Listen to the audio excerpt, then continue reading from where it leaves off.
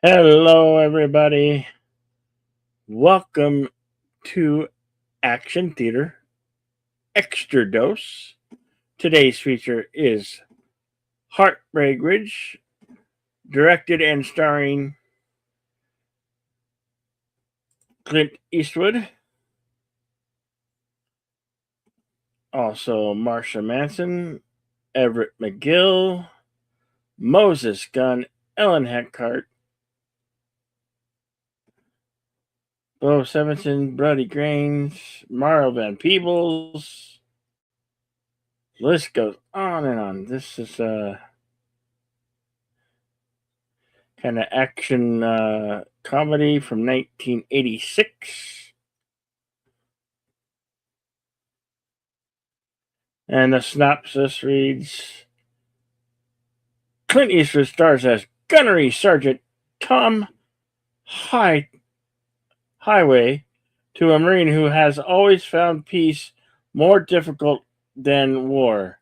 Nearing the end of his highly decorated career, Highway faces the wreckage of his own personal life when he returns to the base where he began his service to pass on his experience to new Marines, experience that powers life saving when its raging red tag platoon is pressed into war.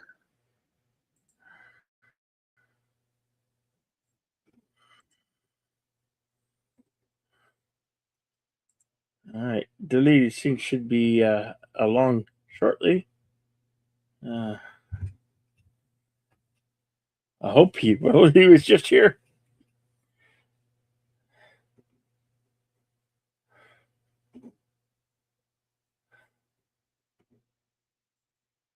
We're going on. We had changed our time because I will be the Outlaw Bill Sports Network will be covering the Chrono Rousey fight later on this evening.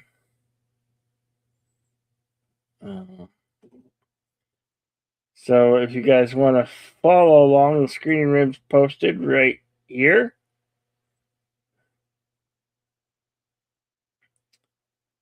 And right here, that should be at the top.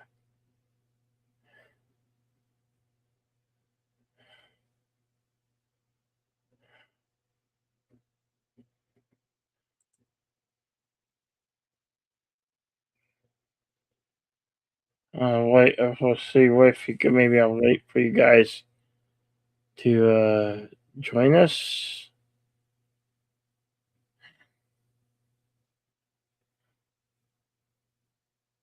See if any more of you guys want to join us.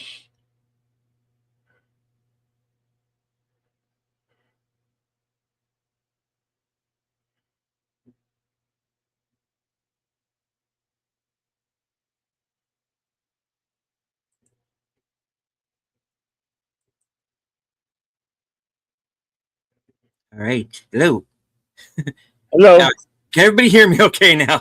Okay. Yes, can hear Hi. you. All right. Yes. Good evening or good afternoon, I guess, still here on the East Coast at least. Mm-hmm. Uh, Ladies and gentlemen out there in YouTube land, I am Deleted Scenes, Human Being American, and YouTuber Ronan. I am Bill's sidekick for this program. And yes, this tonight's film is Heartbreak Ridge. Which was, as we know, originally scheduled for about 1 hour later. But then we realized, hey, wait a minute, there's a certain fight tonight Yeah.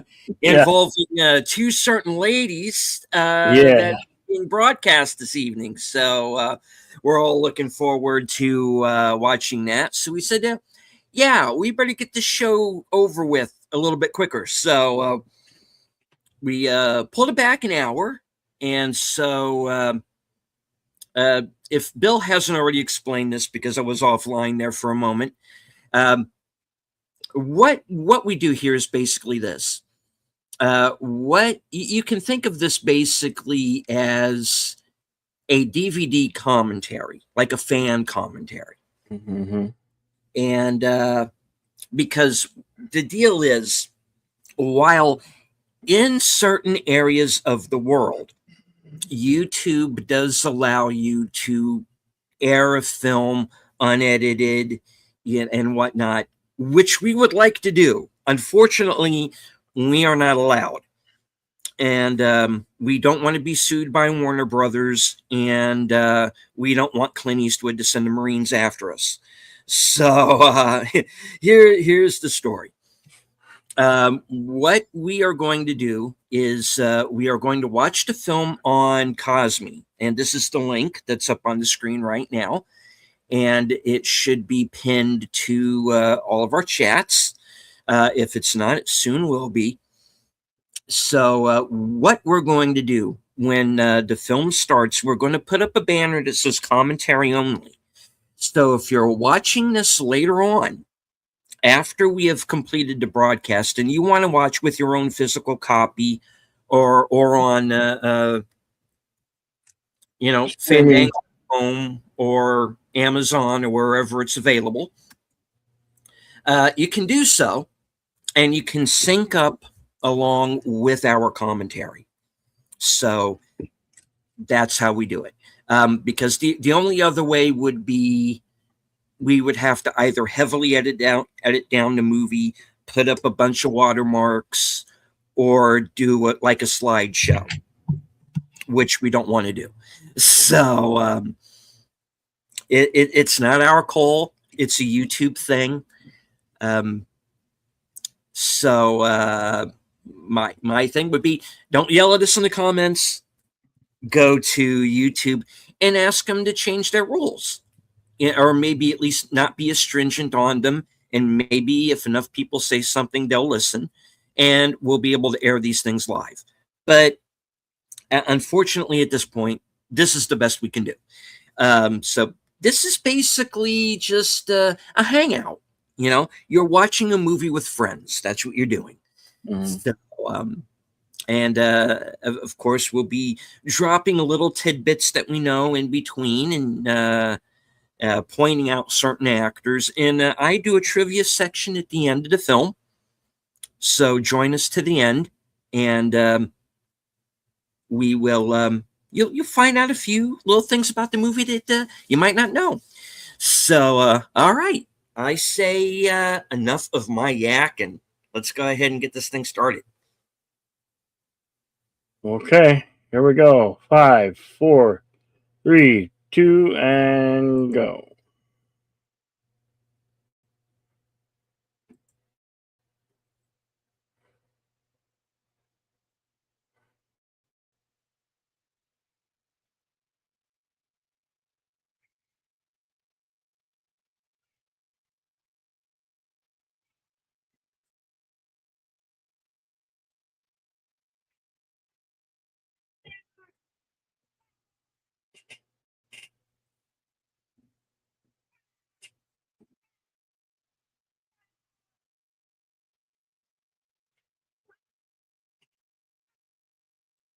It's interesting. It starts off in black and white, kind of tricks you. And that's my cat, Ariel. She's talking to y'all. She's saying hello. Do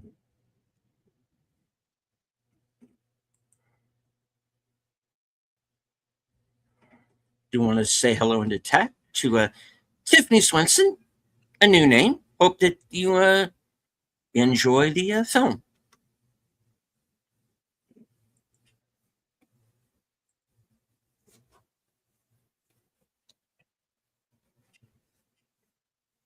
And the backstory of Clint Eastwood's character, Gunnery Sergeant Thomas Highway, is he is someone who fought in Korea and Vietnam.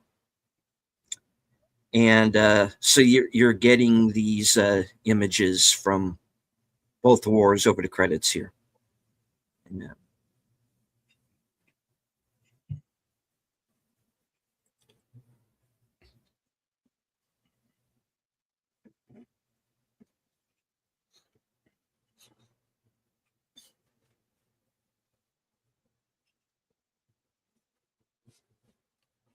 So this is all, of course, archival footage.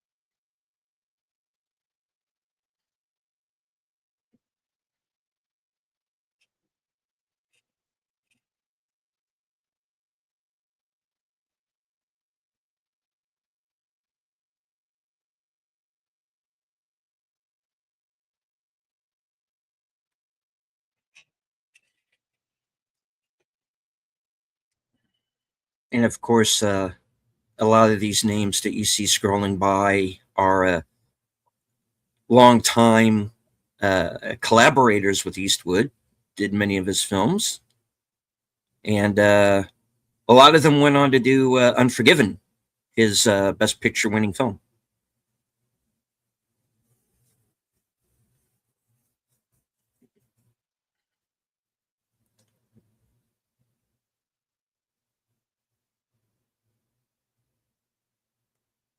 Written by James Karabatsos, who was a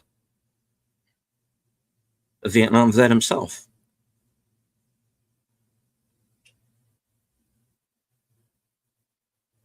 And of course, we cut to present day, 1980. Well, a few years before the film takes place. The movie was in 1986. The film takes place mostly in 1983. And we find Gunny Highway in the drunk tank.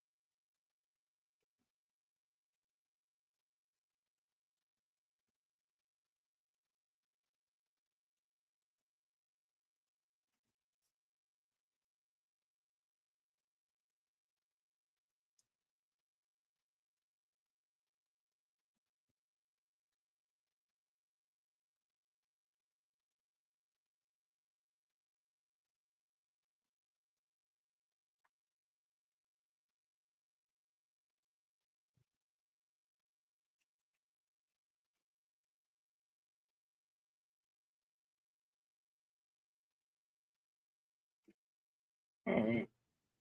Hmm.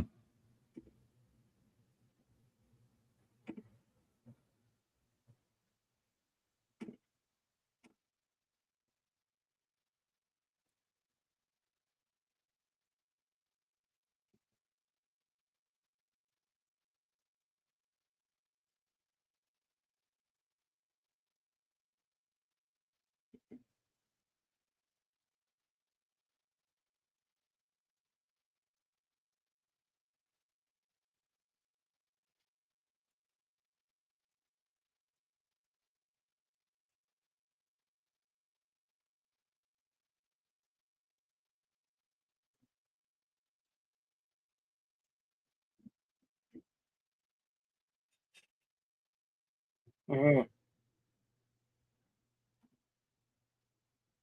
Well, okay then.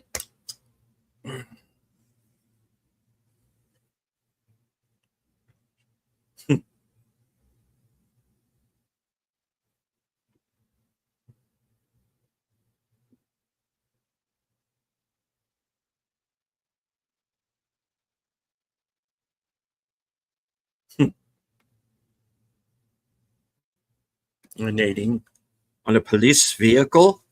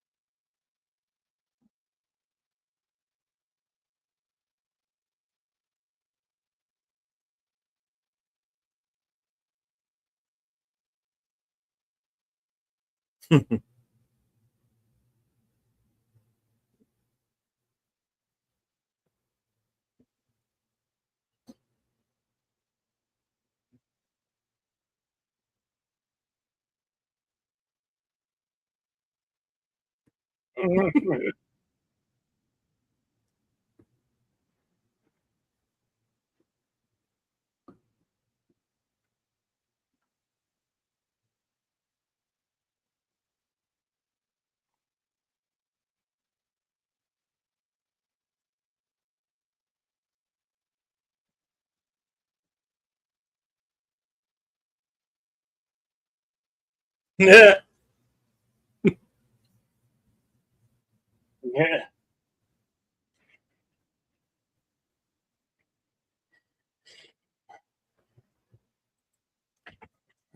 It's a very non-PC film. This one, and I Yeah. think that's what I like about it. J.C. Quinn, you might remember him from The Abyss and Turner and Hooch, among others.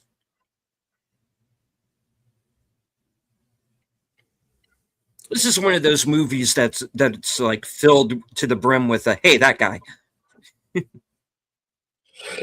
Yeah.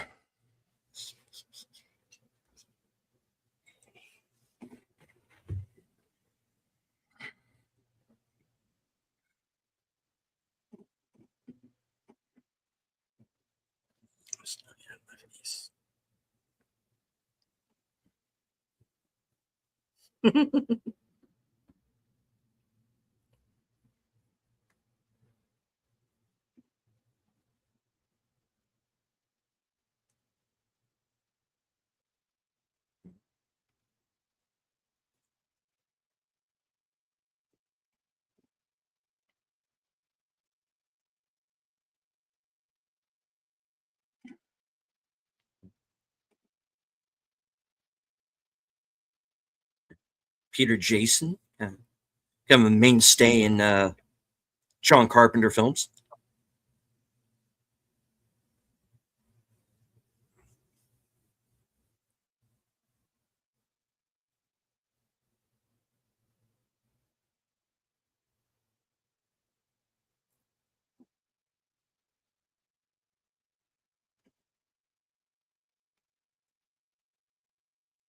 Howdy, man.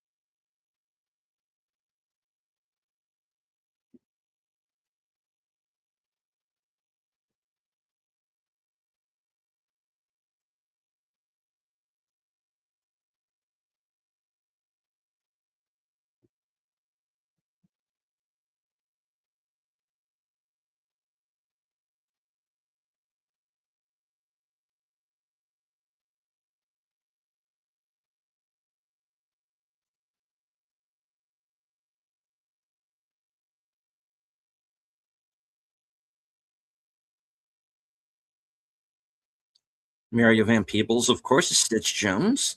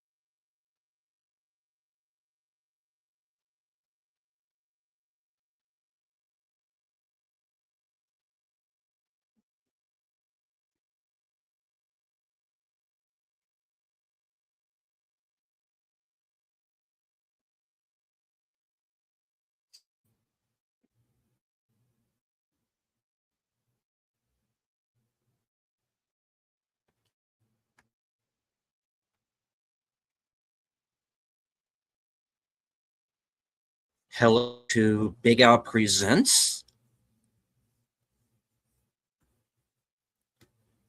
We're just a few minutes in. Please feel free to join us in the live chat. You're already here. Cool. Yeah. 14 through 55. Mhm.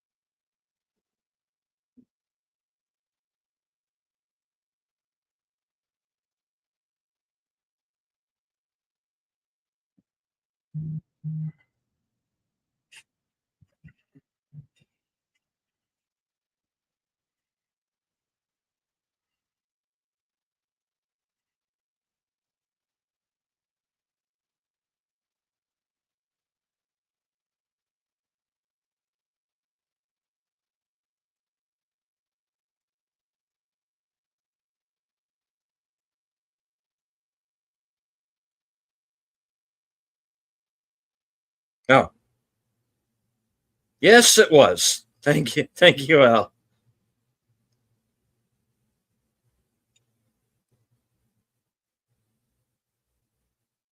Me just go ahead and remove that. Sorry to everybody who's watching on your phones on my end. What Al just put the correct Cosme address in the chat. So thank you again, Al.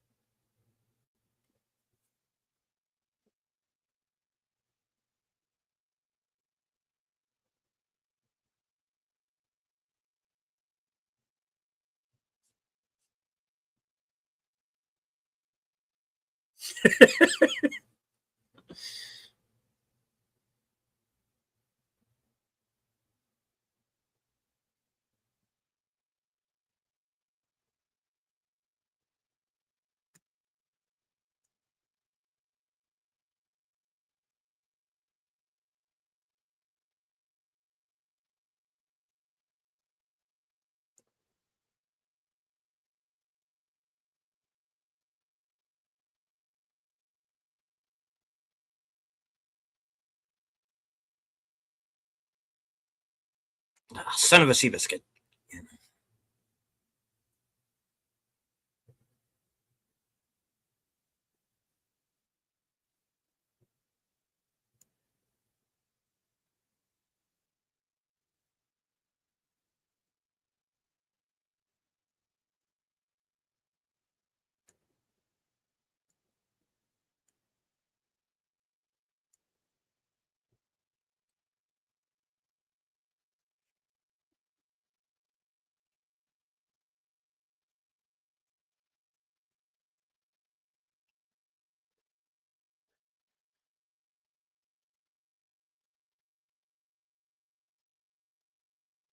Looks like they had the U-boats that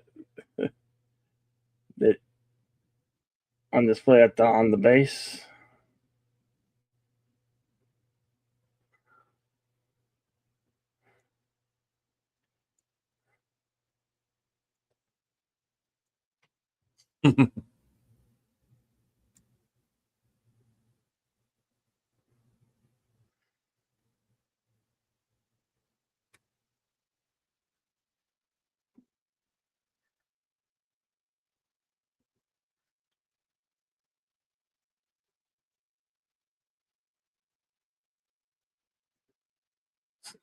Good to see you.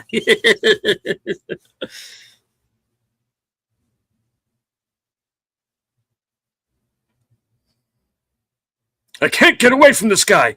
Okay.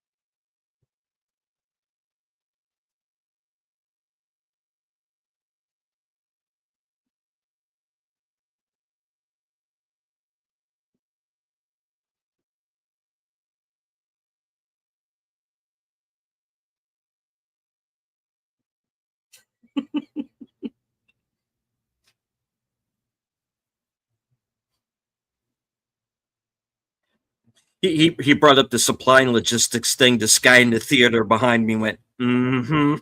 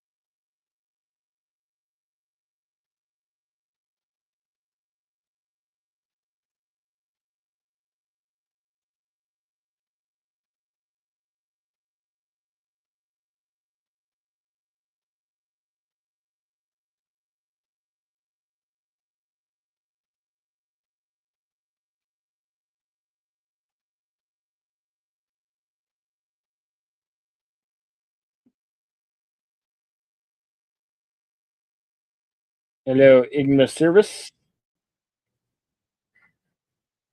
Enigma. Active duty. It's that werewolf guy from Silver Bullet. Yep. And of course, as Twin Peaks fans might recognize, is Big Ed Hurley.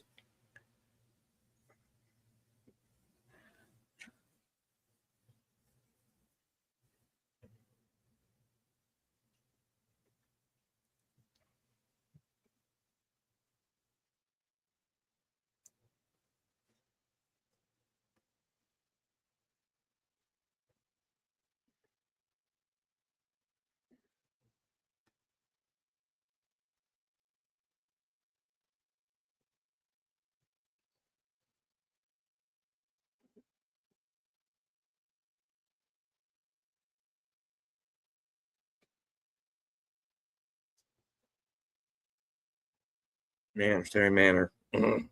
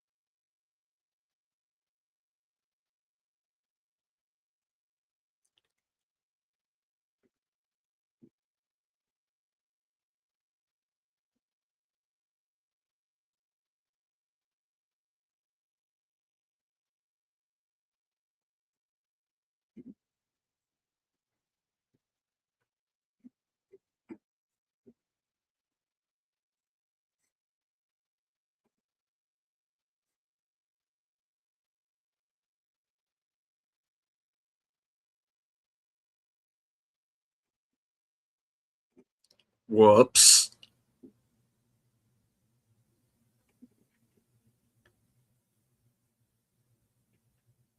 Oh well. Yeah, it was at that moment where he realized he just done messed up.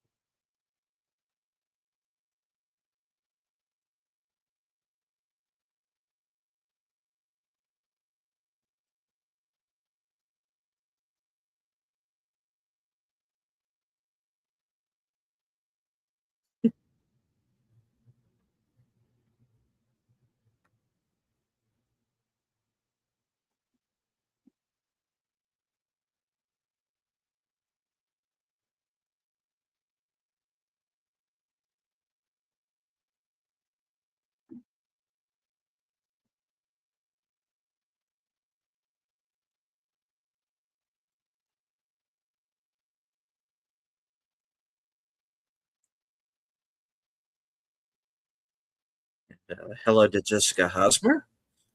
Sorry I missed you earlier. Mm. The link is in the chat.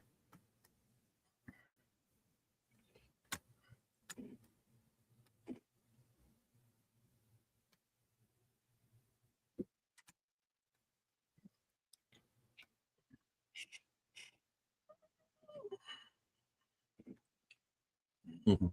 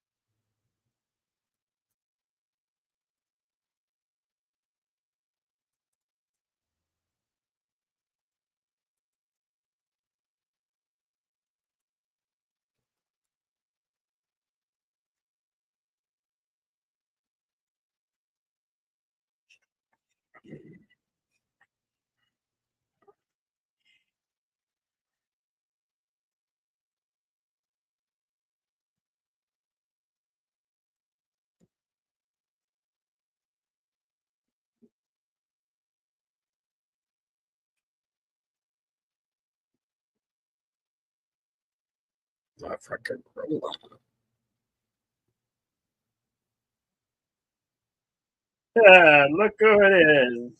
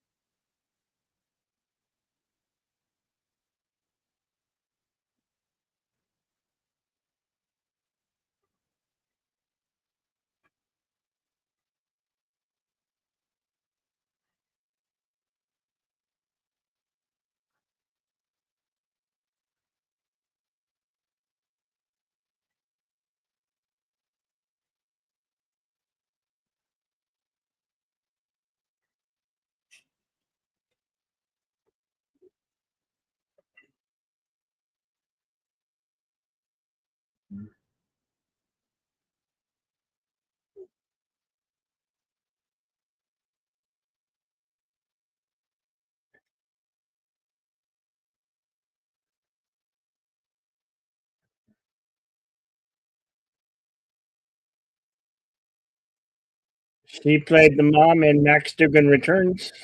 Mm-hmm. And then a classic film with Matthew Broderick from the 80s.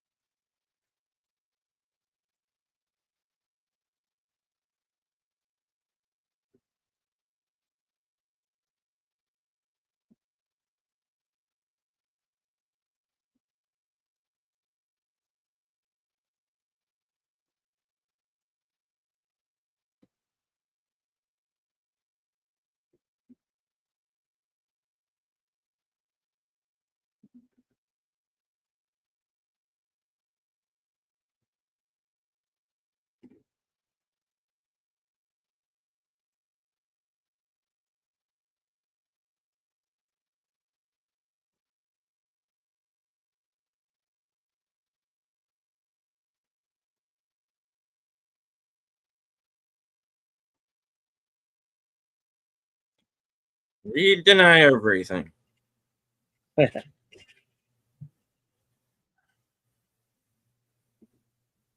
We're at 33 of 12.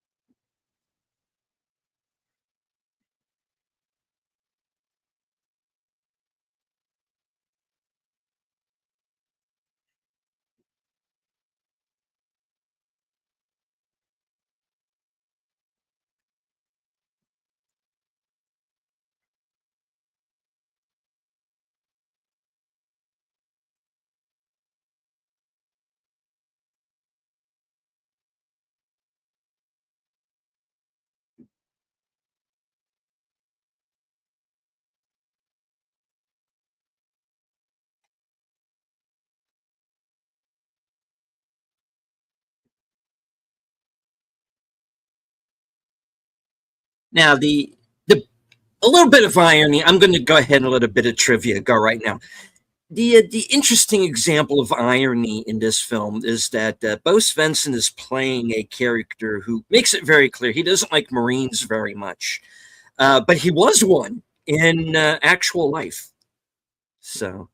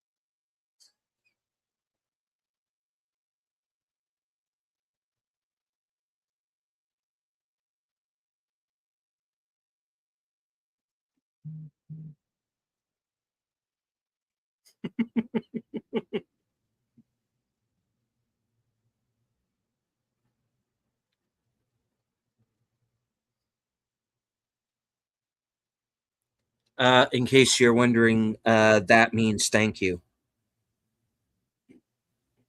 for those of you who don't speak highway. Yeah, he's got his own Hello language. to he does. Hello to Andrea Black. Hello, Andrea.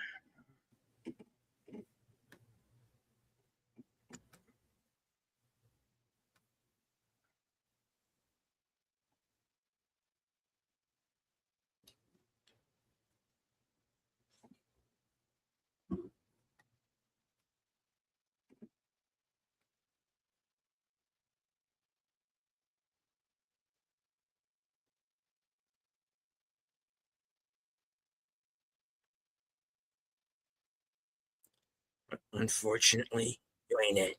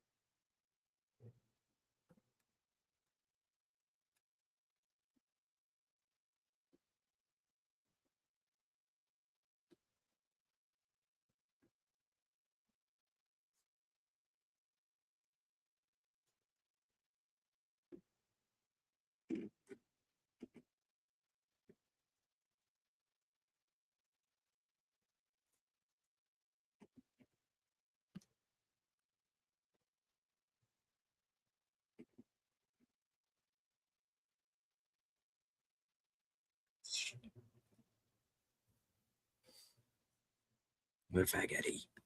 It's psychologically unsound.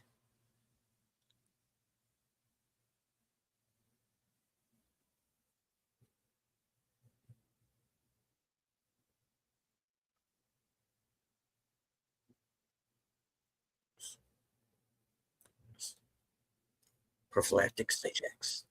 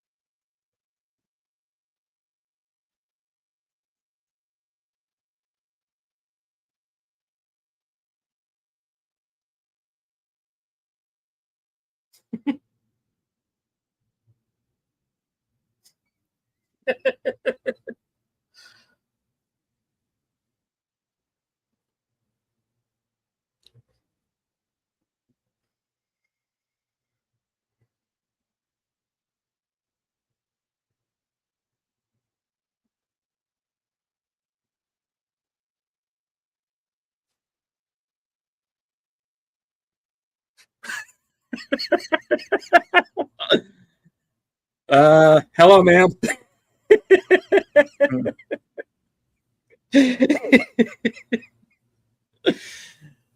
Yeah.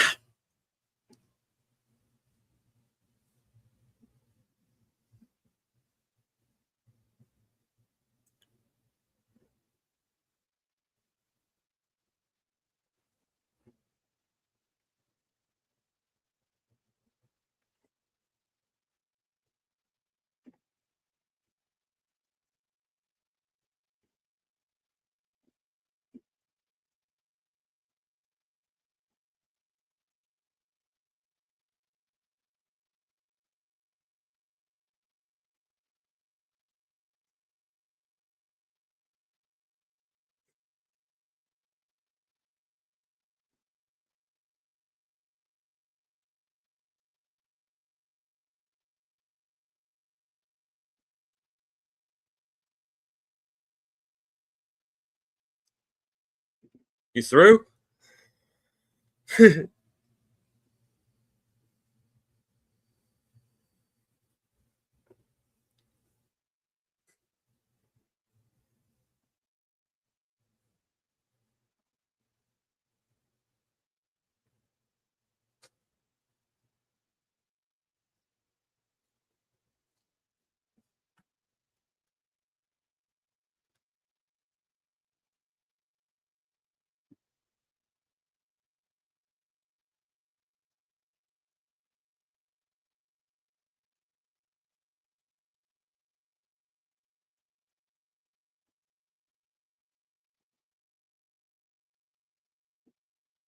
Oh,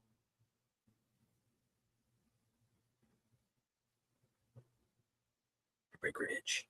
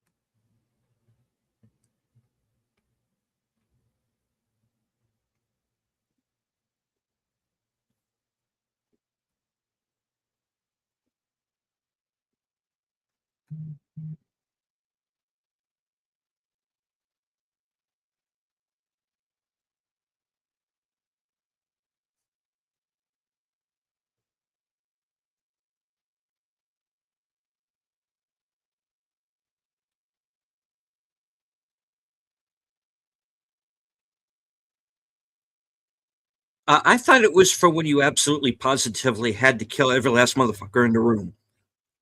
Oh, right. Wrong movie. Oh well. Yeah.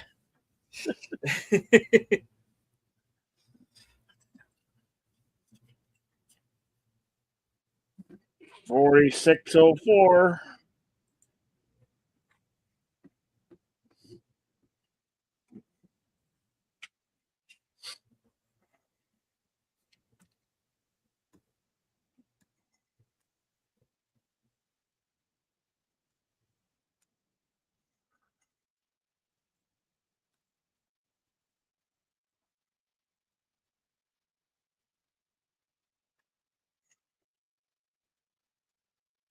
They're about to fuck around and find out.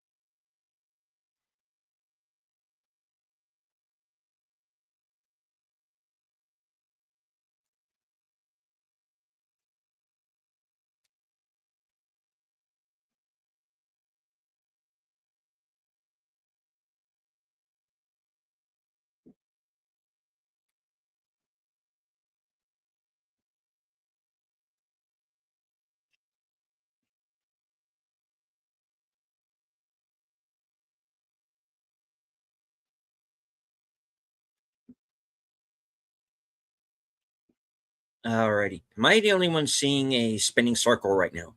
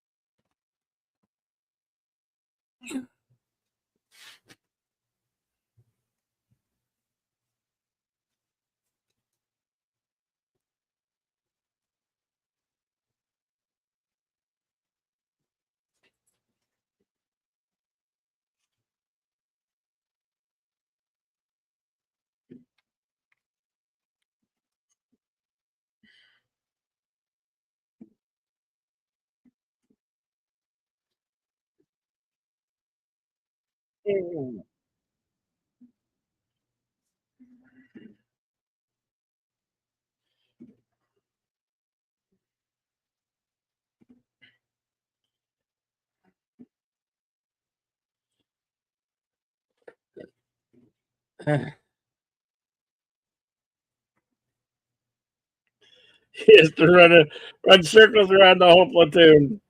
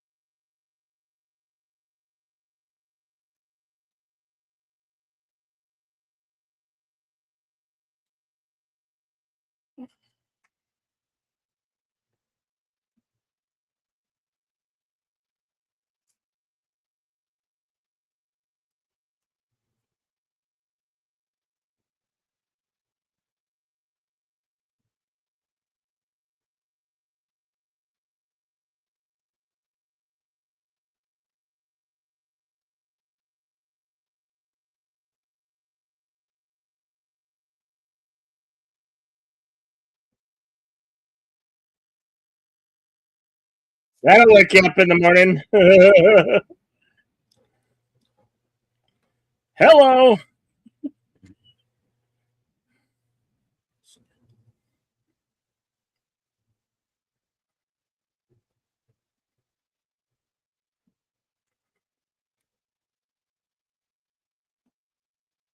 Uh, all right. Am I the only one having Cosme issues? Because I'm still seeing a spinning circle. Oh, okay. Hang on. Okay.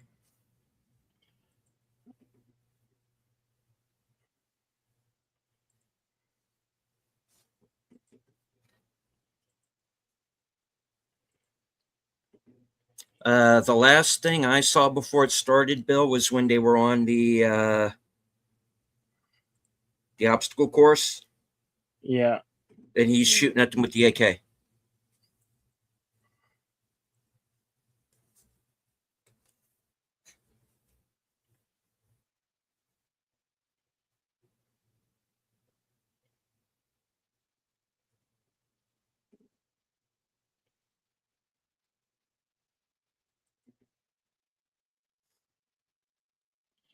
I don't know exactly where that was.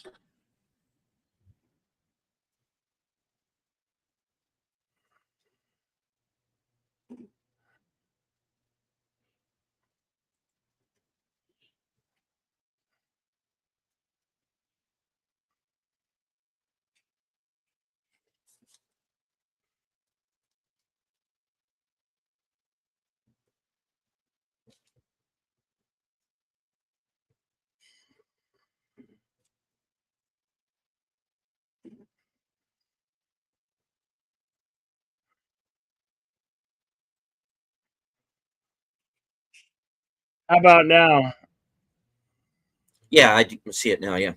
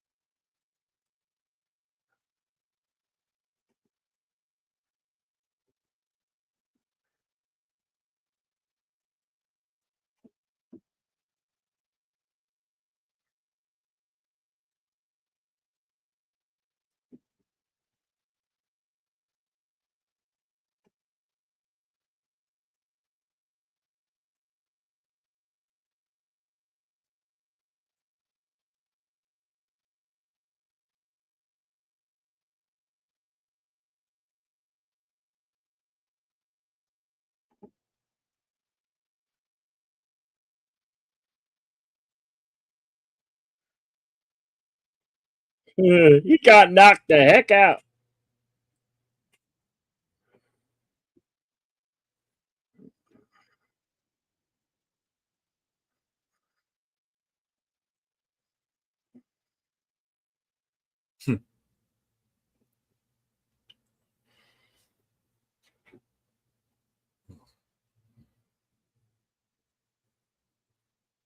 Age of Giants. Memory. Eh,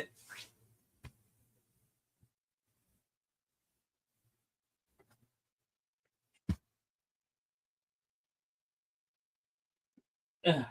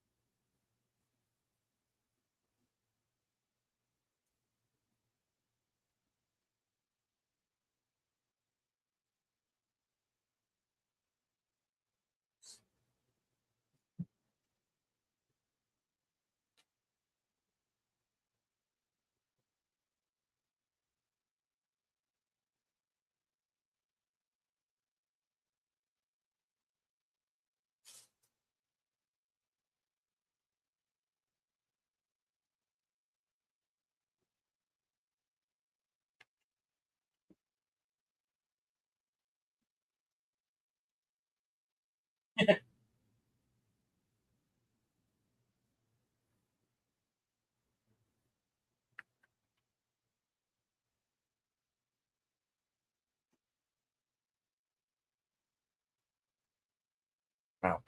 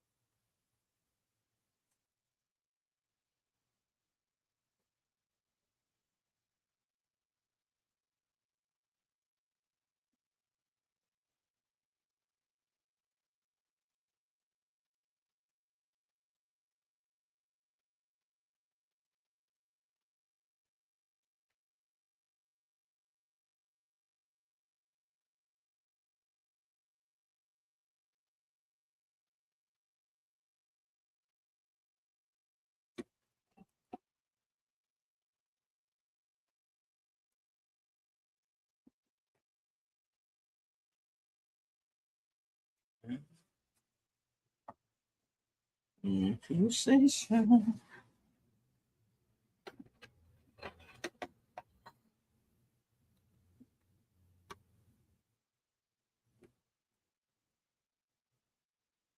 Should we tell him?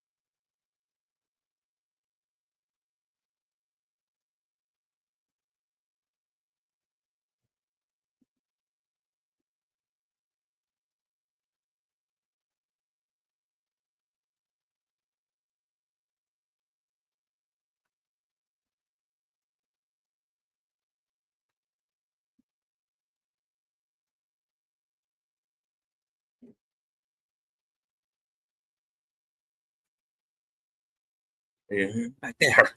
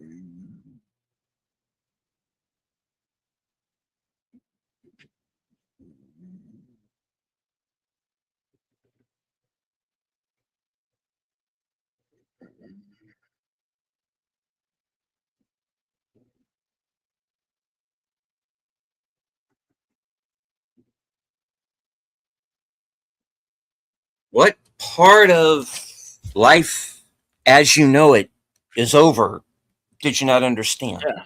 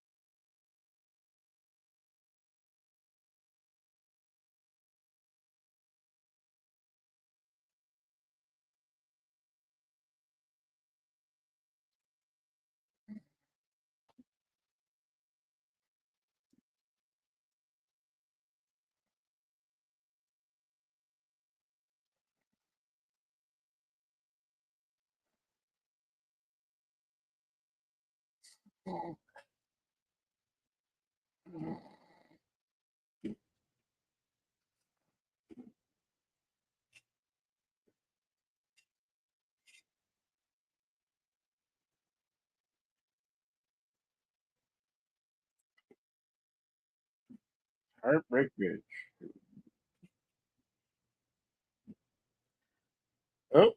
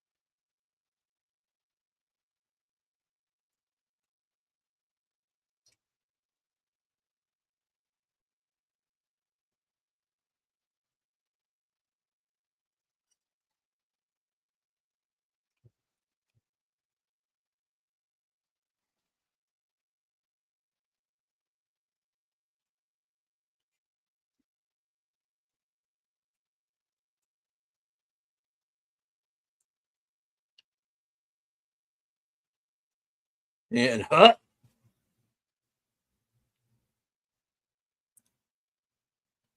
probably my favorite character in the movie, the general.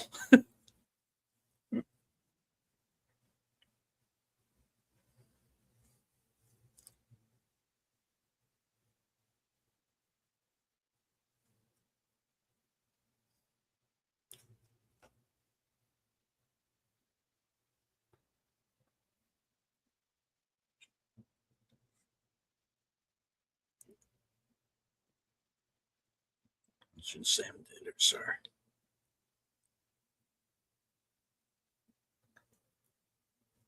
It's clusterfuck.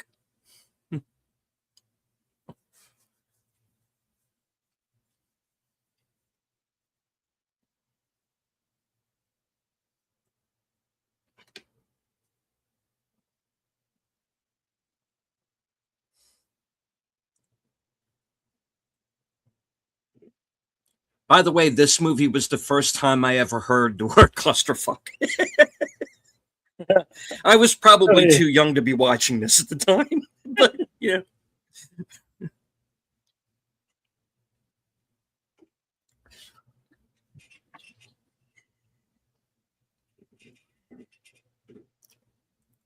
My dad was still in the military at the time, and my dad was a pretty salty guy. He was never careful about what he said around me, you know. Or to me sometimes when I deserved it. But that was the first time where I'd ever heard that one.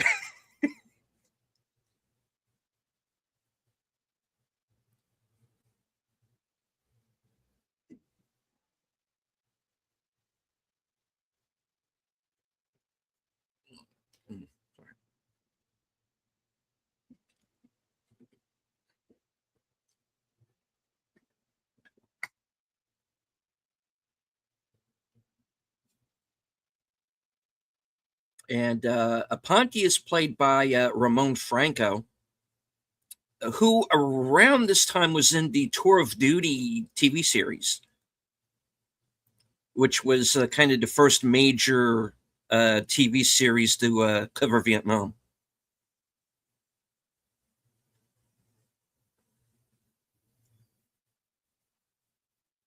And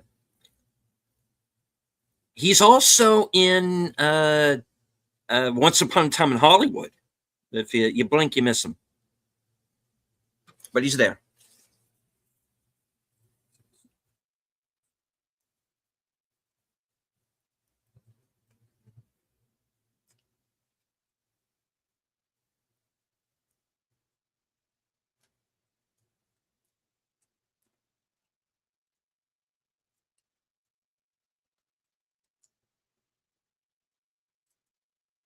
Yeah,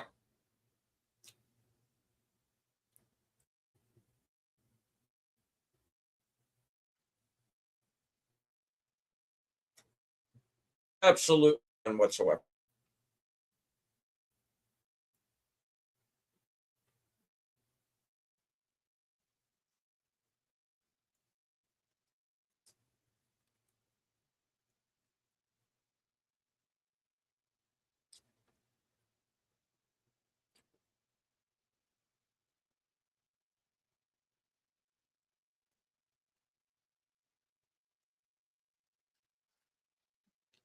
Hello, JPRPH1.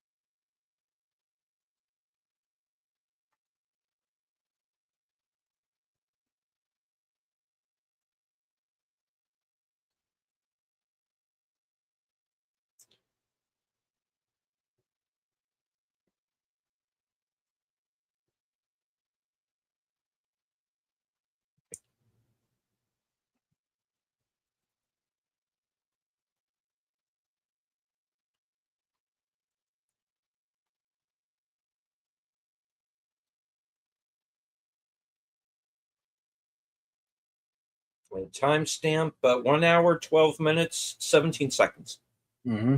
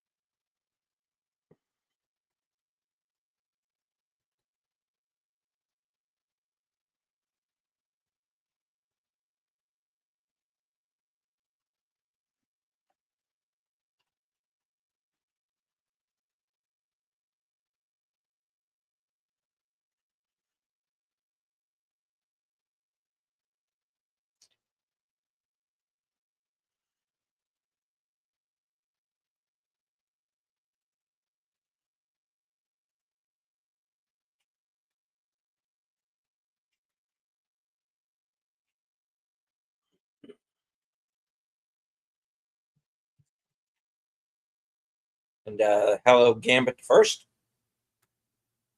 You go, Gambit.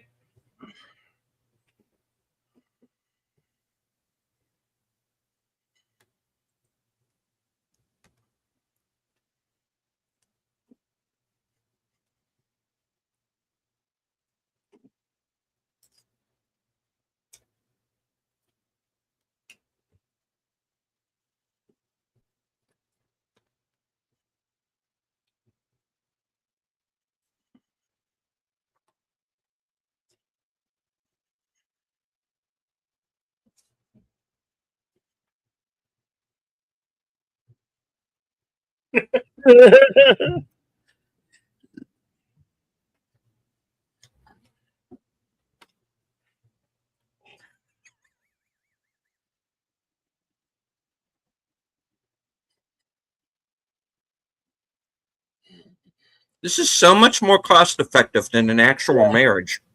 Yeah.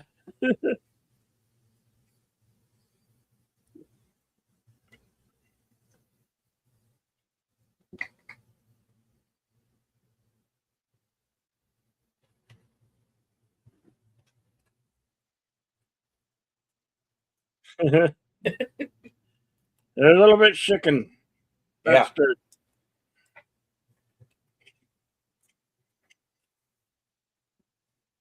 The crime of all the beer wasted. Wasted a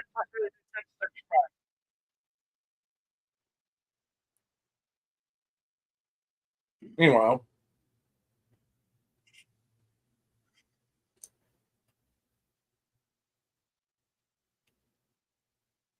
the other guy can't stay out of trouble.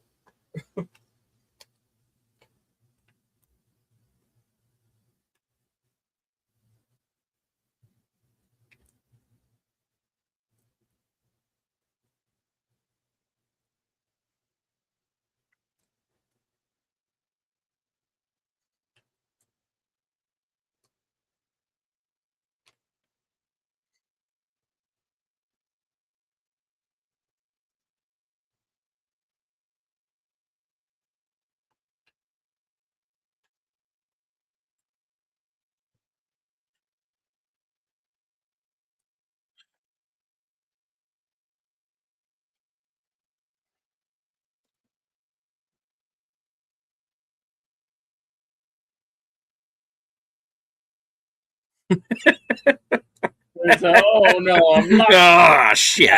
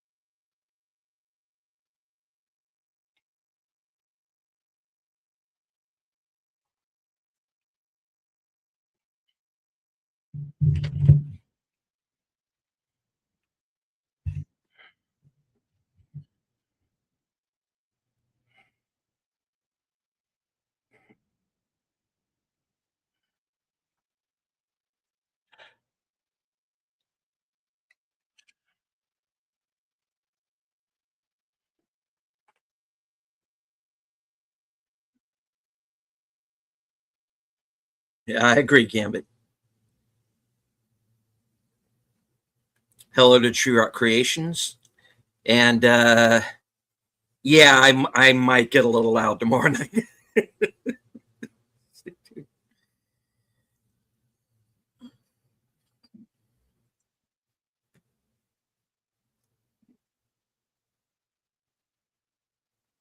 Even though Mr. H and Drinker already kind of beat me to the punch on the subject matter, but yeah.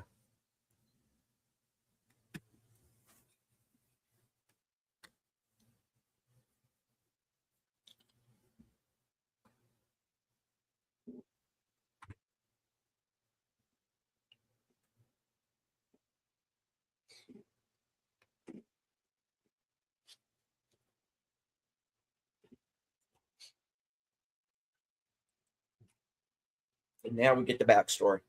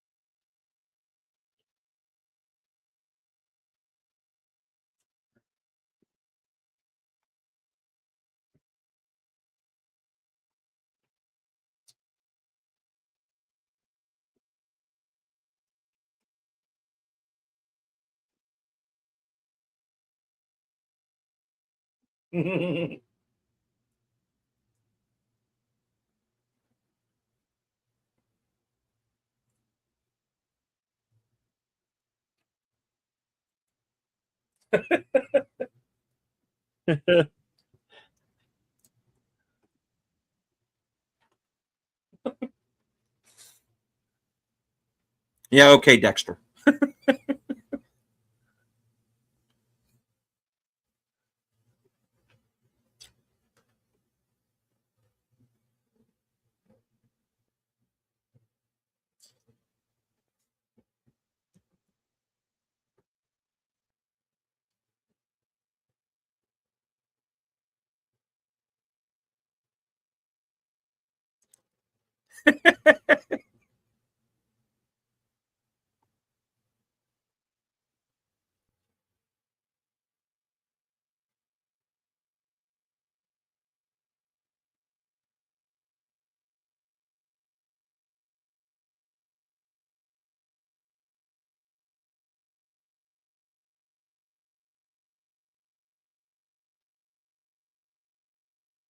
We're jumping out of a perfectly good helicopter, men.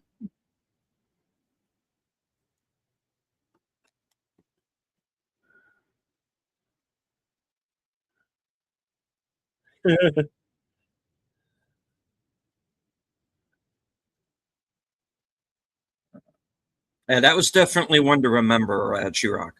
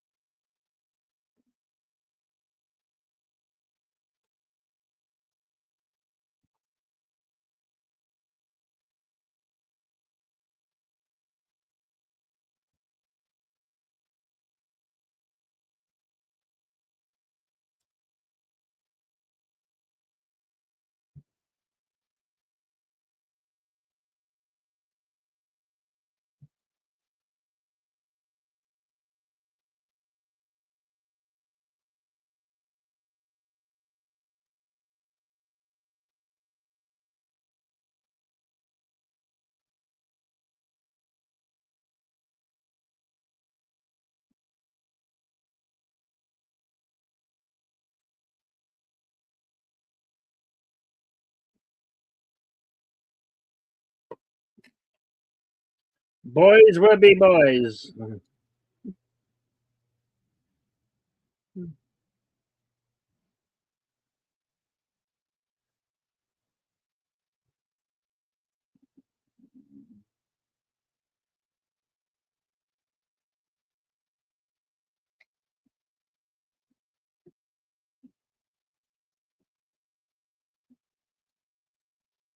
Whoops.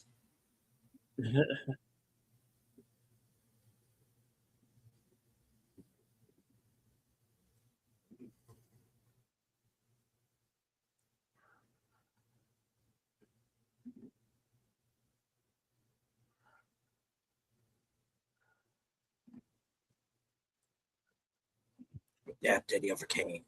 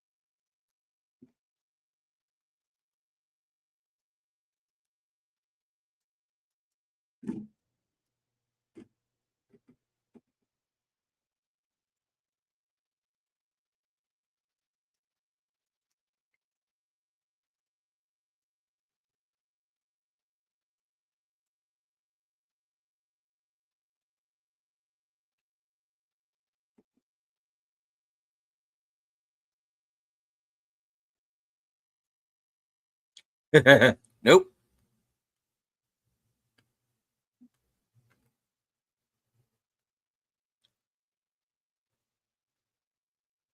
No blah.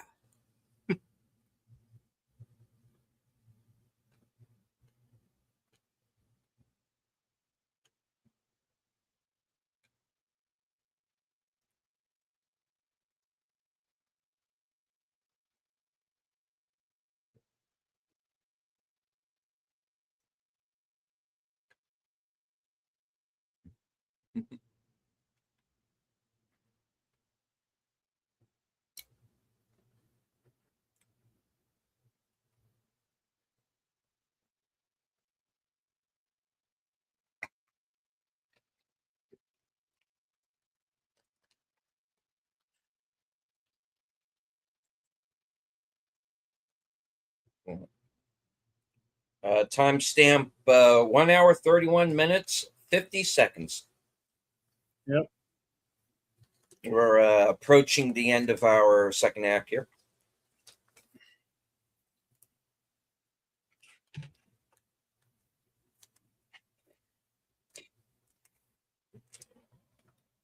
Clusterfucks lately.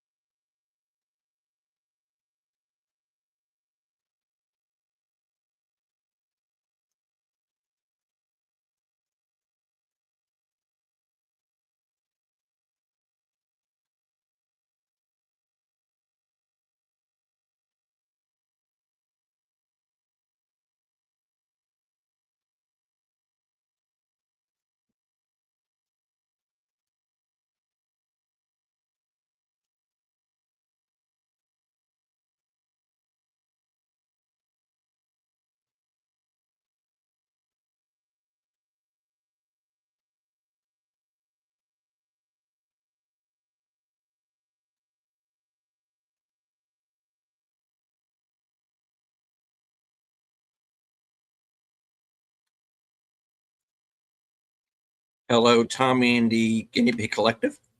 Hey, Tommy and the Guinea Pig Collective. Good to see ya.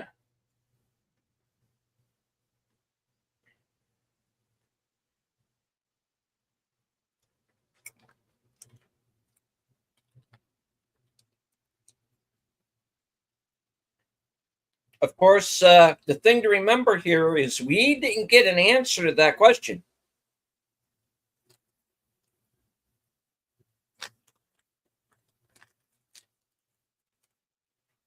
Hello to the bird woman of the YouTube, Connie Cleary.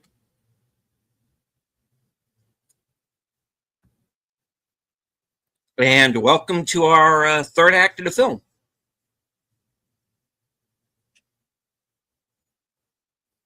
What's all been leading up to?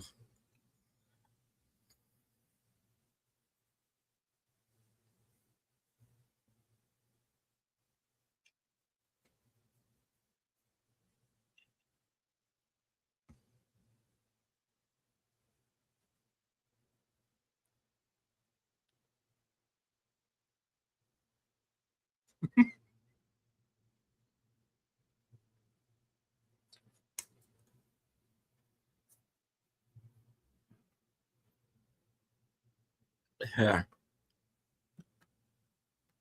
That's all right, Connie. We had to change the time on the show. Yeah. So because of some programming a little later on this evening. So it's quite all right.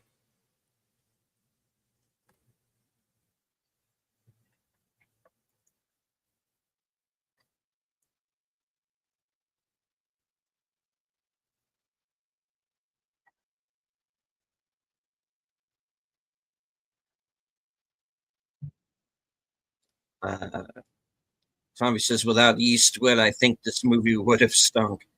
Um, I'm trying to think of who from that time period, basically mid '80s, who could have pulled this character off. And honestly, no one else really comes to mind. It just seemed really tailor made for Eastwood.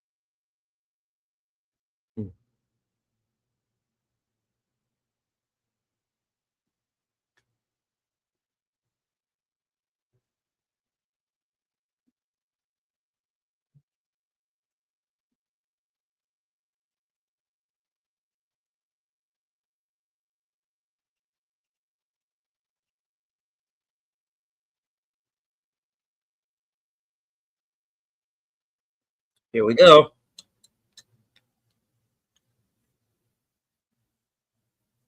So,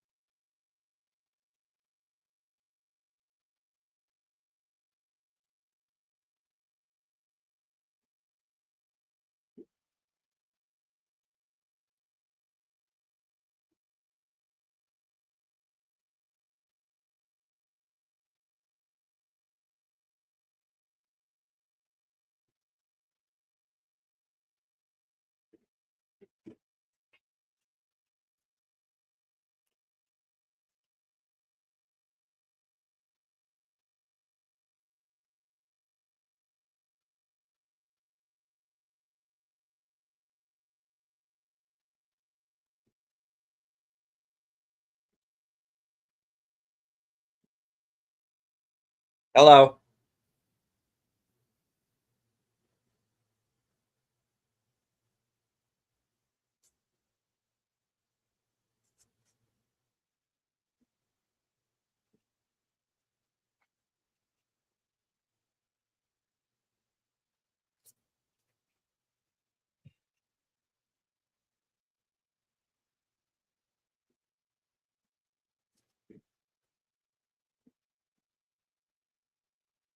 Come on, KIA.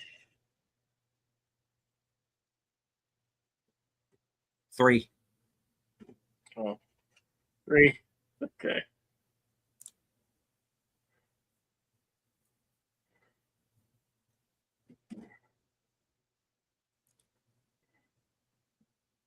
And there were 2 guys on that machine gun, and only one of them walked away from the blast, so probably 4.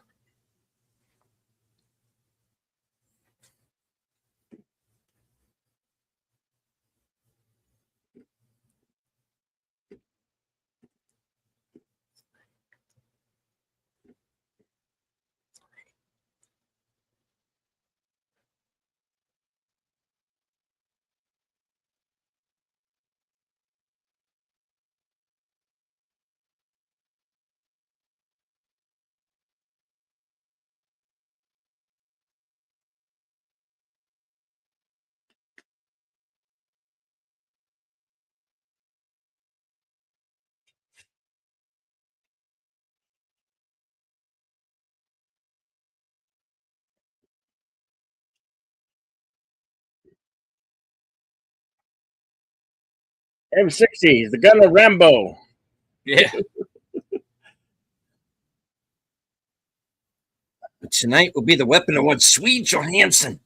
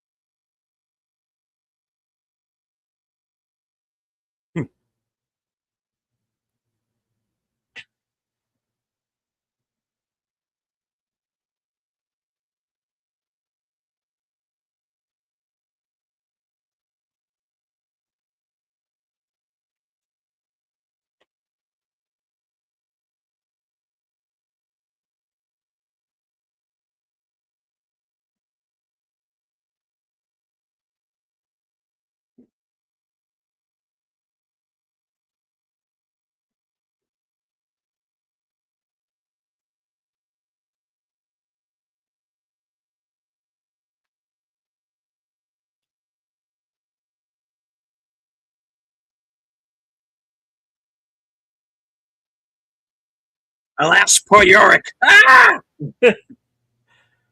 Well,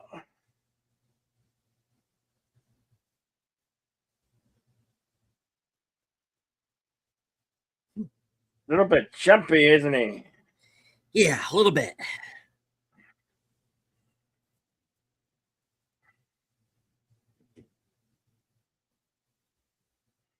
Howdy, ma'am.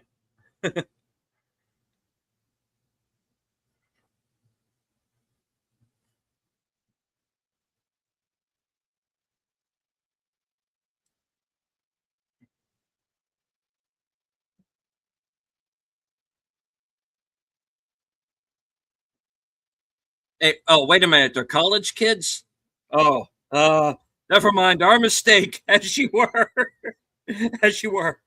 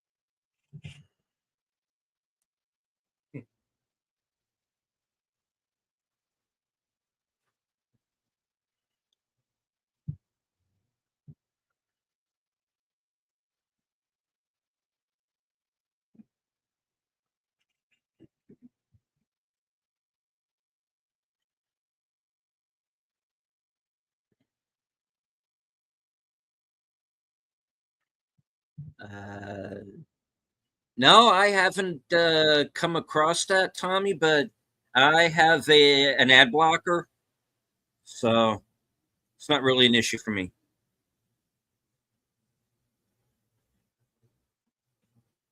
And hello to Jamie Lynn Simons. Hey, Jamie. We're probably what the last maybe 20. Yeah, we are 1 hour, 50 minutes, 12 seconds. So we're in the last 20 minutes of the film.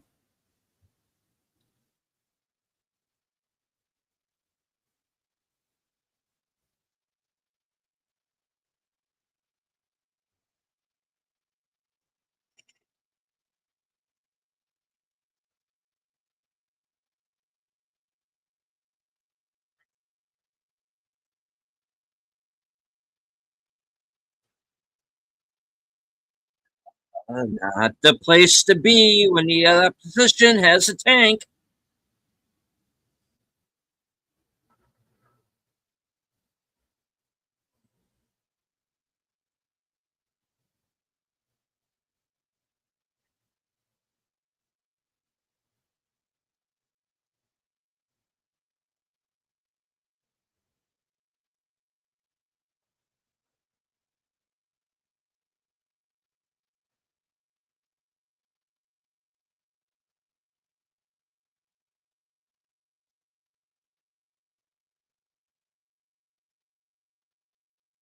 Hmm.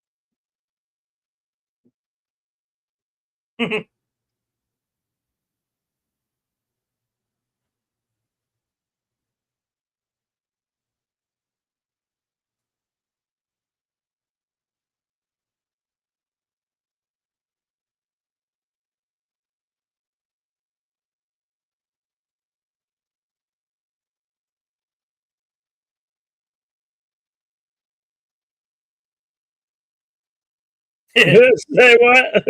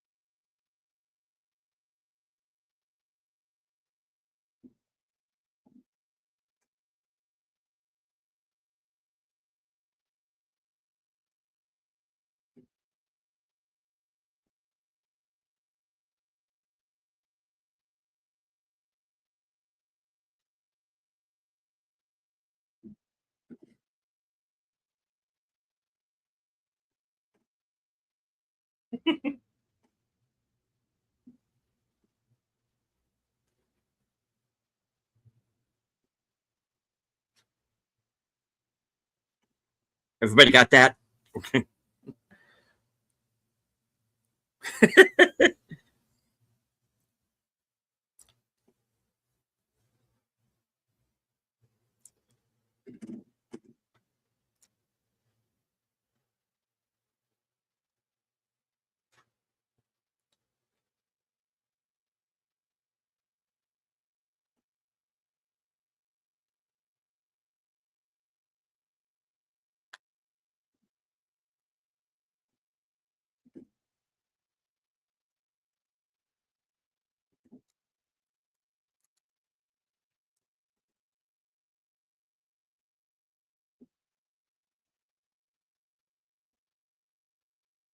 Smoke.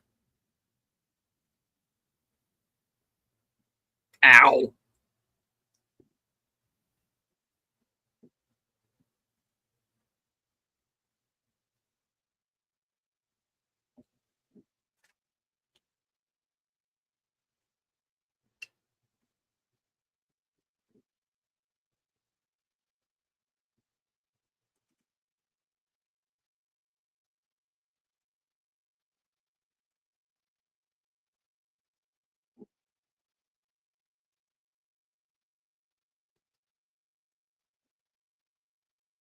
Hello.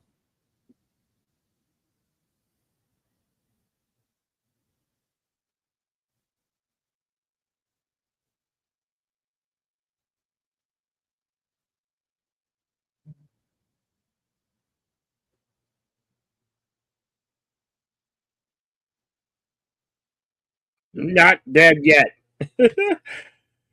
I'm not dead yet. He's only mostly dead.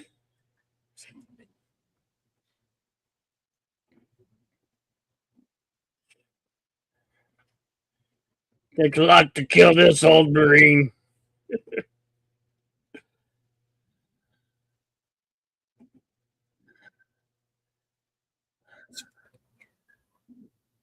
Uh,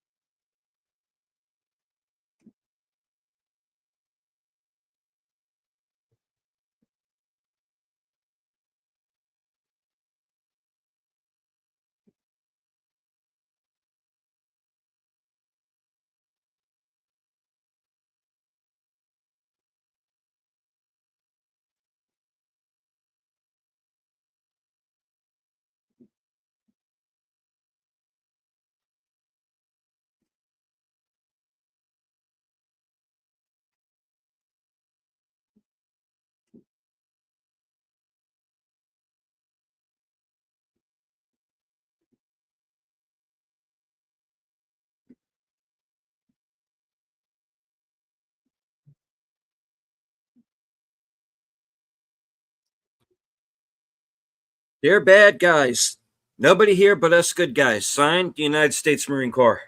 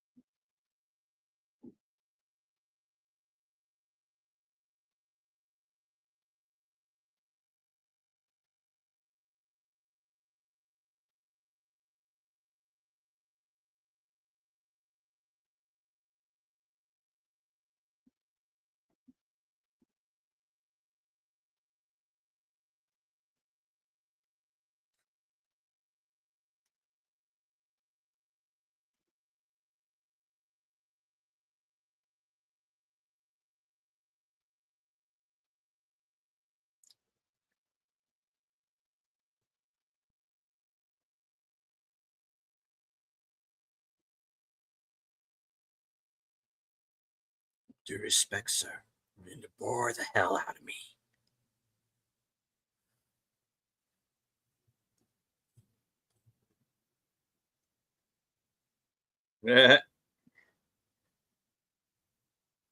Comes the general.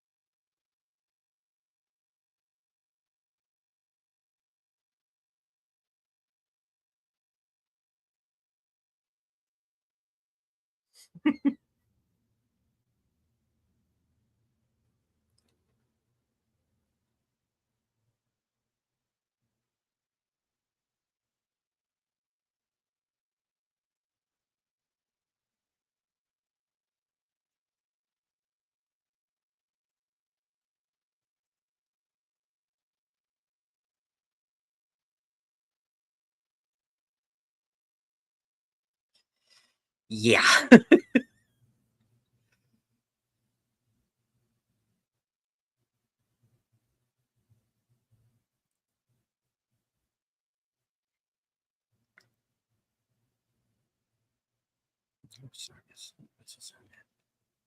MILZ.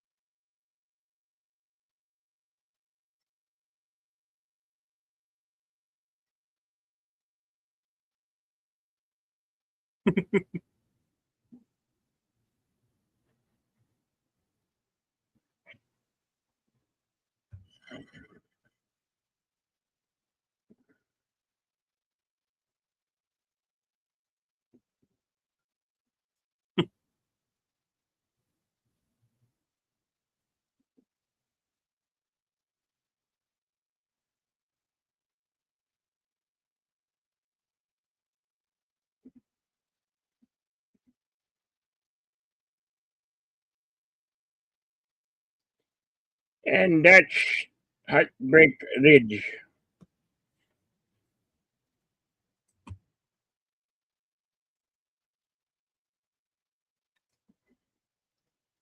Shall you consult the scrolls of scrolls? We shall consult the scrolls. All right. Heartbreak Ridge was released December 5th, 1986. Estimated budget of 15 million, going on to gross over 43 million worldwide.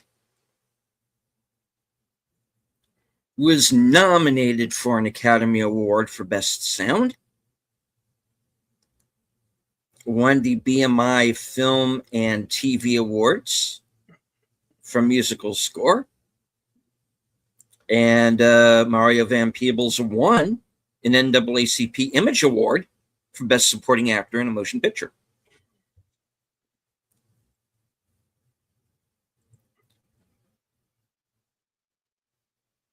All right.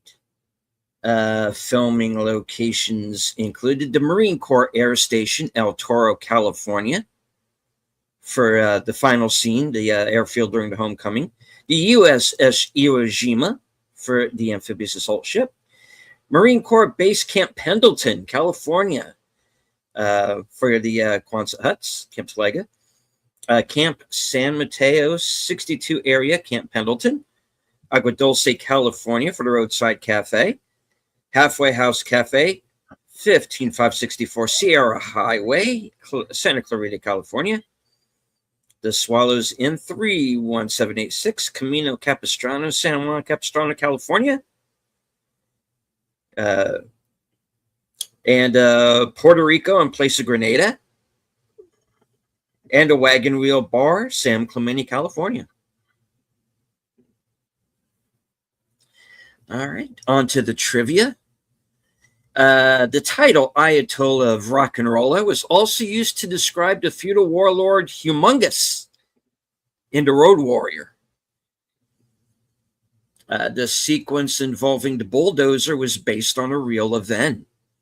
The officer who actually did what Clint Eastwood portrays was John Abizade, At the time, a captain and a Ranger Company commander, Abizaid recently retired as the U.S. Central Command, CENTCOM commander in charge of all U.S. forces in Iraq, Afghanistan, and the rest of the Middle East. And in the John Wayne movie, The Fighting Seabees, 1943, a bulldozer blade was also used as a moving shield during a Japanese attack. When Eastwood in this movie, the mayor of Carmel by the Sea, California, this is the first three movies Eastwood made was the mayor of Carmel. The other were Bird and Deadpool. In the original script, Sergeant Highway was a career Army officer. The U.S. Army read the script and refused to participate. The character was then changed to a Marine. The Marine Corps first cooperated, but upon viewing a first cut, quickly disowned this movie because of the foul language. The portrayal of Gunnery Sergeant Thomas Highway, a Medal of Honor recipient, being disparaged by his commanding officer, has been deemed controversial by the enlisted and former U.S. Marine Corps members who consider this rude and insulting. In fact, Power's disrespect is very much in keeping with his character, or lack thereof. Yeah,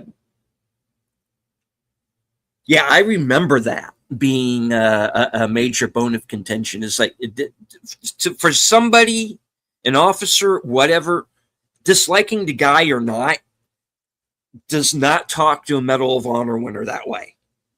No, it's very unheard of. And just the fact that Powers does it and thinks he can get away with it, kind of really does say something. Yeah. The fact that Highway did not like beat the shit out of him right away it's pretty good. Because I don't think anybody would mind. During this movie, Mario Van Peebles wears a t-shirt featuring a picture of the character Sweetback from Sweetback's Badass Song. Mario played a young Sweetback in a movie which was made by his father, Melvin Van Peebles. The Marine Corps had planned to use this movie to promote its Toys for Tots campaign. They decided not to because of the language. Yeah. Yeah. Prior to filming, Mario Van Peebles could not play the guitar. He took several quick lessons to convince Clint Eastwood that he could play the role of wannabe rock star Corporal Stitch Jones.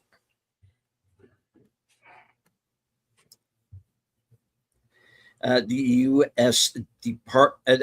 Defense Department originally supported this movie, but withdrew their backing after seeing a preview in November 1986. Nevertheless, members of the Marine Corps have vouched for this movie's authenticity. That marks the 1000th movie to be processed in Dolby A stereo. Profile's nickname comes from the military's policy of physicians in issuing medical profiles to soldiers who are injured. The profile informs their commander that they are restricted to light duty until they recover. Malingering troops who abuse this policy by exaggerating their symptoms are frequently given the derogatory nickname profile.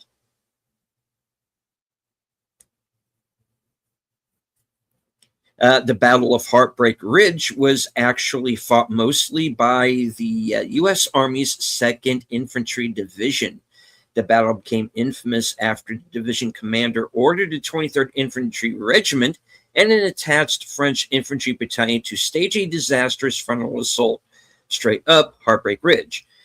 Sergeant Major Chuzu mentions that he and Gunnery Sergeant Highway later joined the Marines after leaving the Army's 23rd Infantry Regiment.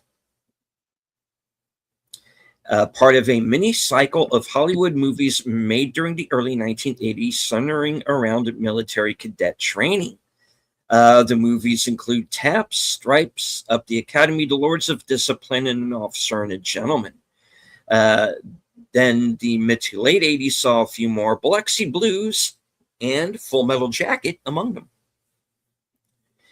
The use of a credit card to place a long-distance landline fire support is based on an actual event.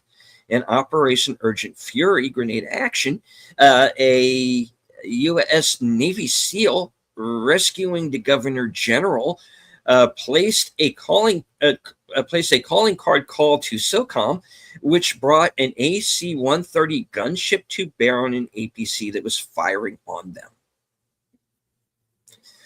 The obstacle course scene and helicopter rappelling scene were shot at 62 area, Camp San Mateo, aboard Marine Corps Base Camp Pendleton in California. The obstacle course is filled with water when a few Marines jump over. Regimental Working Party cleaned out the course the day before the scene was shot. The Marines assigned to the detail completely cleared the hole of the weeds and vegetation that had grown over the years using shovels and rakes, only to have it filled with water. In the bar scene where Highway first sees Aggie after their estrangement, two men, one black, another white, are seen watching Corporal Jones' performance. The two men later stood up during a confrontation to give the USMC hurrahs. They both have military-style haircut. Both men were actually commissioned officers, first lieutenants, assigned to 1st Battalion, 5th Marine Regiment, 62 area Camp Pendleton, where several of the scenes were shot. This was Clint Eastwood's 15th movie for Warner Brothers. The title was derived from the Korean War's Battle of Heartbreak Ridge, also known as the Battle of Wendegli. I probably said that wrong. It was fought between September 13th and October 15th, 1951. This movie is a fictional account of the real-life invasion of Grenada by the U.S., though some of the sequences in the movie were based on actual events from that engagement. Yep. This was the debut movie as a cinematographer for Jack and Green. As such, it was also the first movie in which Green acted as a director of photography for Clint Eastwood. Previously, Green had worked as a camera operator for 15 years for director of photography Bruce Surtees, which included movies for Eastwood. This was a promotion for Green by Eastwood and was Clint's regular lenser up until Space Cowboys. Marcel Mason was originally going to act opposite Clint Eastwood in City Heat. Mason was originally cast as Addie in that movie, but left the film due to creative differences and was replaced by Jane Alexander. This movie was released 3 years after the U.S. invasion of Grenada. Gunnery Sergeant Highway is a Marine and a veteran of the Korean War's 1951 Battle of Heartbreak Ridge. That campaign was predominantly fought by the American Army and not Marines. Originally, the character was from the U.S. Army, but it was changed to a Marine when the Army declined to cooperate, yada, yada, as we said earlier. Okay, moving on. Sometimes they repeat these guys. Mario Van Peebles also worked on 3 songs for this movie. Peebles wrote 2 songs himself, Recon Rap and Bionic Marine. He and Desmond Nakano composed I Love You, But I Ain't Stupid, for which he also performed and wrote the lyrics. This movie was nominated for an Academy Award for Best Sound. 2 years after this movie, another Clint Eastwood-directed movie, Bird, which was the next movie Eastwood directed after this one, won the Best Sound Oscar. 3 of the 4 sound technicians who won the award were sound designers on this movie. Clint Eastwood plays a veteran of the Korean War in this movie. In the documentary, Clint Eastwood, The Man from El Paso, Eastwood states how in real life he didn't go to Korea, saying that he was one of the lucky ones.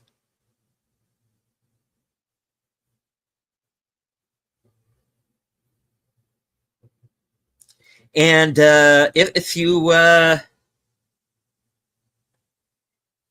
look into that story about his military service and how exactly he wound up not going to Korea, it's actually a pretty gnarly story. Let's put it this way: we almost didn't have a Clint Eastwood. So yeah. All right, the scene. Yeah. The scene in which Gunnery Sergeant Highway first meets his platoon was filmed at the real Quonset huts of A Company, 1st Recon Battalion at Camp Talega. On board Camp Pendleton went Eastwood Thursday radio. Recon Marines from A Company, Todd Steiner and Andrew Snyder are in the background. Clint Eastwood's salary for this movie was $10 million, making him the second highest paid actor at the time. Sylvester Stallone was paid $12 million apiece for Cobra and Over the Top. The professional relationship between Clint Eastwood and longtime producer and associate Fritz Manns came to a bitter end during the making of this movie. This was the last movie in which Manns ever worked.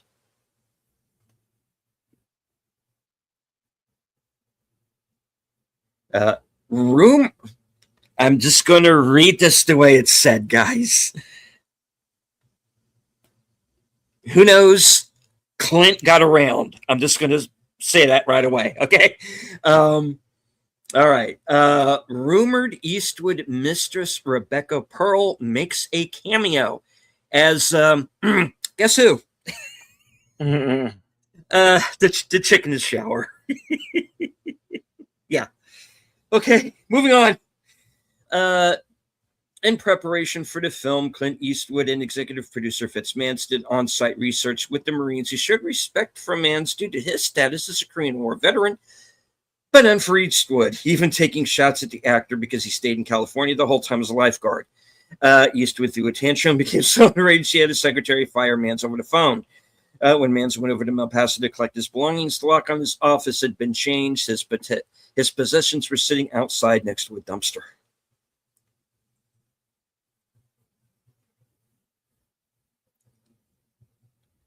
Also, the plane crash he was in that killed pretty much everybody except Eastwood,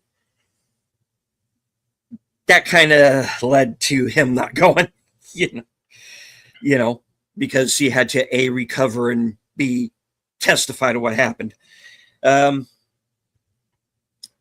Though he has acted in earlier war movies and directed others later in his career, this is the only war movie of Clint Eastwood's career where he both acted and directed.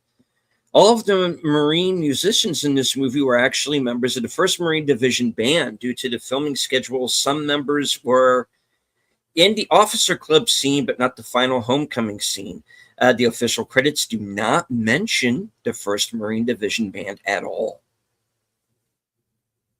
This is one of the first movies to depict U.S. military personnel wearing the personal armor system for ground troops. The PSASGT, a Kevlar combat helmet and ballistic vest. In this movie, Gunnery Sergeant Highway notably berates Corporal Jones for wearing his old M1 steel pot helmet instead of his newer Kevlar helmet. In real life, the armor system made its combat debut during the invasion of Grenada in '83, the conflict depicted in this movie. Peter Koch, who plays Swede, was playing for the Kansas City Chiefs while this movie was being filmed. He was drafted by the Cincinnati Bengals in 1984, following a trade to the Chiefs for the 85, 86, and 87 seasons, finishing his career with the Los Angeles Raiders in 1989. To get into character and understand the mind of a highly decorated Marine, Clint Eastwood shadowed Marine and Navy Cross recipient James L. Johnson, nicknamed JJ. After many deployments to Vietnam, JJ was told he could not deploy again. After requesting an additional deployment, this tough-nosed man was perfect for Clint Eastwood to shadow for some time. Eastwood even does a name drop for J.J. Johnson during the ball scene. While wearing his dress uniform, he asked, "What would J.J. Johnson do?" Clint Eastwood's character, Tom Highway's platoon, features a character named Swede Johansson. Clint Eastwood's character in the movie Hang 'em High, Marshal Jed Cooper, has to deal with a character named Swede and another character named Johansson.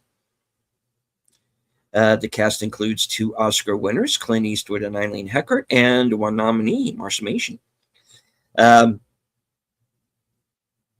the Swede character played by Peter Koch is introduced, the audience is given the impression that he is far larger than Highway. In real life, Koch is 6'6", only 2 inches taller than the 6'4" Eastwood. The ship featured in the movie is the USS Saipan, LHA-2, which was one of the 2 amphibious assault ships used during the actual Operation Urgent Fury. The other was the USS Guam, LPH-9, an older and smaller class of amphibian assault ship. The make and model guitar that Stitch Jones plays is in that band is XV500. As a recipient of the Congressional Medal of Honor, all commissioned officers would render a salute to that service member, no matter the rank or service. Even a general would salute a private first if that was the case. And Gunnery Highway was supposed to be an MOH recipient. This is Gene Hackman's favorite film by Clint Eastwood. Hackman, an ex-Marine, said that this was actually what life in the Marine Corps was like when he served. Yep. When Highway first meets Major Powers, he learns that the recon platoon's last gunnery sergeant went road. Road is a derisive acronym meaning retired while on active duty. And this is meant for a serviceman who is weeks or months away from his discharge date and is just marking time, giving only token effort until that date. Thanks to Eastwood's fast style, the film wrapped a week early and came in almost $1 million under budget. After Gunny Highway requests night vision goggles for squad leaders, Major Powers informs Highway that those devices are not part of his TO&E. The term TO&E refers to a military unit's table of organization and equipment, and the standard specified organization, staffing, and equipment of military units, also used in acronyms TO and TE. It also provides information on the mission and capabilities of a unit, as well as the unit's current status.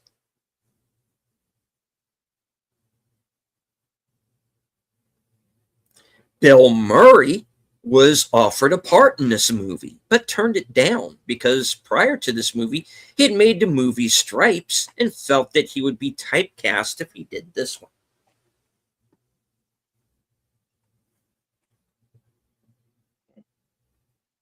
I'm wondering if he was supposed to be Chuzu originally. Still, he probably can see him playing. All right. Heartbreak Ridge was also a novel by Joseph C. Stinson, who did uncredited rewrites on this movie.